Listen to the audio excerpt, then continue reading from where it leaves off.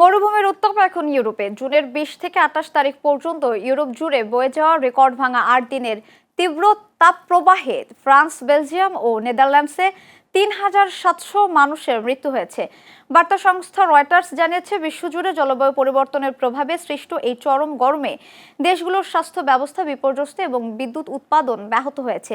মৃতদের অধিকাংশই আগে থেকেই নানা শারীরিক জটিলতায় ভুগছিলেন। এর মধ্যে সবচেয়ে বেশি প্রাণহানি ঘটেছে ফ্রান্সে, যেখানে ৪৫ বছরের ঊর্ধ্বের ২,০২৫ জন মারা গেছেন। বেলজিয়ামে অভূতপূর্ব এই দুর্যোগে ১,২০০ এবং নেদারল্যান্ডসে ৪৮০ জনের মৃত্যু হয়েছে, যাদের বড় অংশই বয়োবৃদ্ধ। বিশেষজ্ঞরা একে ইউরোপের ইতিহাসের অন্যতম ভয়াবহ তাপপ্রবাহ হিসেবে আখ্যা দিয়েছেন। এদিকে যুক্তরাষ্ট্রের মধ্য ও পূর্বাঞ্চলে বিপজ্জনক তাপপ্রবাহের ফলে দেশটির স্বাধীনতা দিবসের আয়োজন ব্যাহত হয়েছে। কর্তৃপক্ষ দেশের রাজধানী সহ অন্যান্য স্থানে কয়েক ডজন প্যারেড, কনসার্ট এবং আতশবাজির প্রদর্শনী কোথাও বাতিল, আবার কোথাও স্থগিত করতে বাধ্য হয়েছেন।